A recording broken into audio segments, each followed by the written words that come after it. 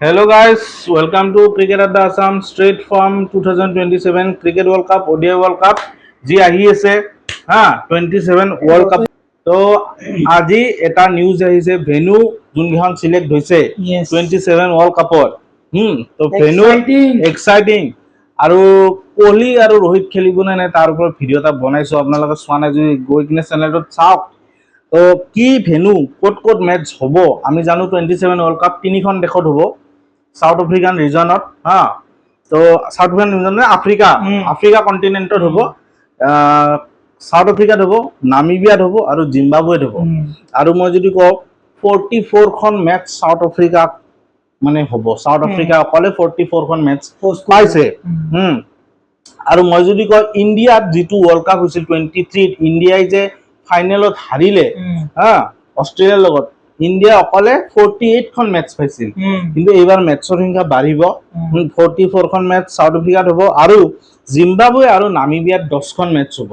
তো সৰু দুখন কাণ্ট্ৰি 10 খন মেচ পোৱা ডাঙৰ কথা এতিয়াৰ পৰা তাত ষ্টেডিয়ামৰ ৰিনোভেশ্যনৰ কাম চলি আছে আমি নিউজত ফটো দেখিছো লিক্স আৰু যদি মই কওঁ সাউথ আফ্ৰিকাৰ মেইনলি কোন কেইখন ষ্টেডিয়ামত হ'ব তাৰে মই আজি কথা পাতিম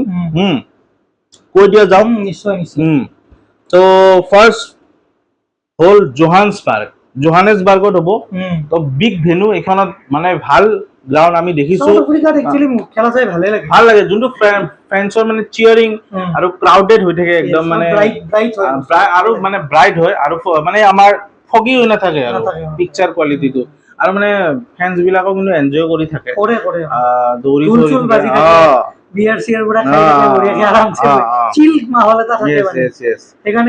আৰু এই জোহানেসবাৰ্গত মই এটা কৈ দিওঁ এই যে অষ্ট্ৰেলিয়া সাউথ আফ্ৰিকাৰ প্ৰথমবাৰ 400 ক্ৰছ কৰা যোনখন মেচ 434 বনাইছিল আৰু এইফালে 438 বনাইছিল সাউথ আফ্ৰিকাই এই মেচখনো জোহানেসবাৰ্গতে হৈছিল এটা মই এটা মানে আপোনালোকে এটা গ্লিম্পছ ভাবি লওক যে জোহানেসবাৰ্গত যিখন খেলা হ'ব এইখন হাই স্কোৰিং মেচ হ'ব আৰু যোনটো এতিয়া তেওঁলোকৰ টিম আছে ফ্ৰেঞ্চাইজি ক্ৰিকেটৰ S20 JSK বুলি এই JSK টিমটো এই জোহানেসবাৰ্গৰ পৰাই লৈছে আৰু নেক্সট ভেনুখন হ'ল প্ৰেটৰিয়া তো প্ৰেটৰিয়াৰ এটা টিম আছে প্ৰেটৰিয়া কেপিটেল বুলি আমাৰ যেনেকৈ দিল্লীৰ সেই ফ্ৰেঞ্চাইজি এইটো তো থাৰ্ড ভেনুটো হ'ল কেপটাউন কেপিটেল চিটি হয় সাউথ আফ্ৰিকাত তো কেপটাউনতো দেখিছো মেচ তাৰপিছত হ'ল ডাৰবান ফ'ৰ্থ ভেনু আৰু ফিফ্থ ভেনুটো অলপ টাফ হ'ব কাৰণে কেভেৰহা যদি জিটো চাইলেণ্ট থাকে কেভেৰহা তো এনেকুৱা নাম আমি দেখিছো ইয়াতো মেচ হোৱা দেখিছো আৰু মানে মেইন মানে চিটিৰ পৰা অকণ আউটস্কাৰ্ট এৰিয়া আৰু এইটো জেগাটো আৰু তাৰ পিছৰ ভেনুটো অলপ টান ক'ব কাৰণে ব্লমফন্টেইন আৰু তাৰ পিছত হ'ল আমাৰ 7 কি বুলি কয় 7 নম্বৰ ভেনু হ'ল ইষ্ট লণ্ডন আৰু ফাইনেল ভেনু হ'ল 8 নম্বৰ ভেনু হ'ল পাৰ্ল ৰয়েলছৰ এটা টিমো আছে সিহঁতৰ S20 আমাৰ ৰাজস্থানৰ ফ্ৰেঞ্চাইজি সেইটো পাৰ্লত খেলা যোৱাৰ মজাই বেলেগ পাৰ্ল জোহানেসবাৰ্গ কেপটাউন এইবিলাকত মানে আৰু যদি মই কওঁ ইয়াৰ উপৰিও এইখিনি বৰ্তমান লিগছ ৰিপৰ্টছৰ মতে আৰু মোৰ গেছ জিম্বাবুৱেত যদি মই কওঁ এখন হেৰিত হ'বই লাগে এখন গ্ৰাউণ্ডত সেইটো হ'ল হাৰাৰে স্পৰ্টছ ক্লাব তাত হাৰাৰে ডিজাৰ্ভ হাৰাৰে যোনটো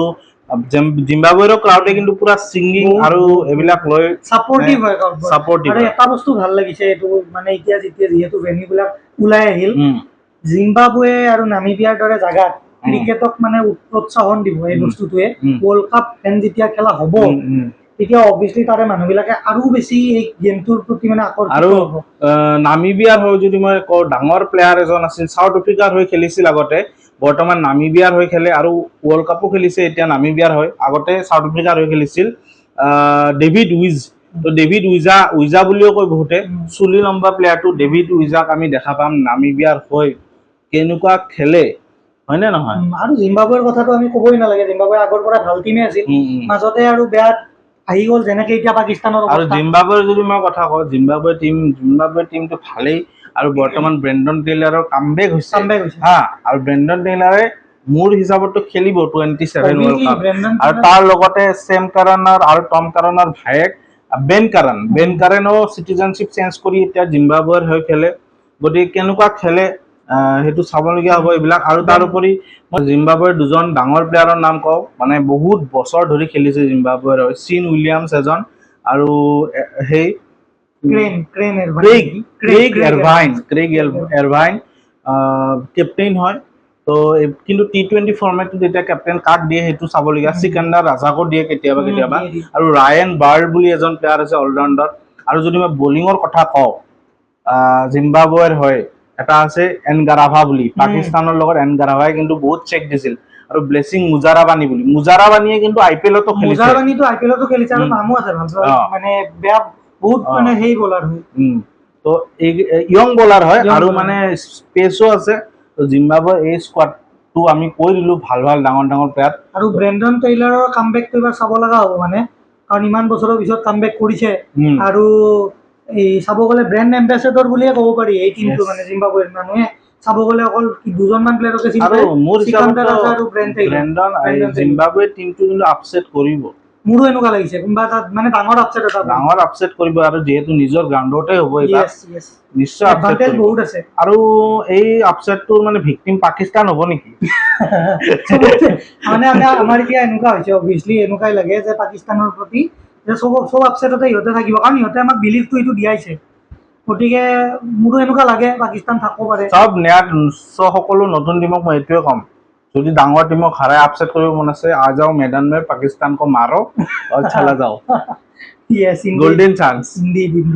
তো দ্যাটছ ইট। এইখিনিয়ে আৰু ৱৰ্ল্ড কাপৰ পৰা আপডেট কেনেকুৱা বোলে জনাব, ভাল পালে লাইক শ্বেয়াৰ ছাবস্ক্ৰাইব কৰিব, কমেণ্ট কৰি জনাব। Audio Jungle.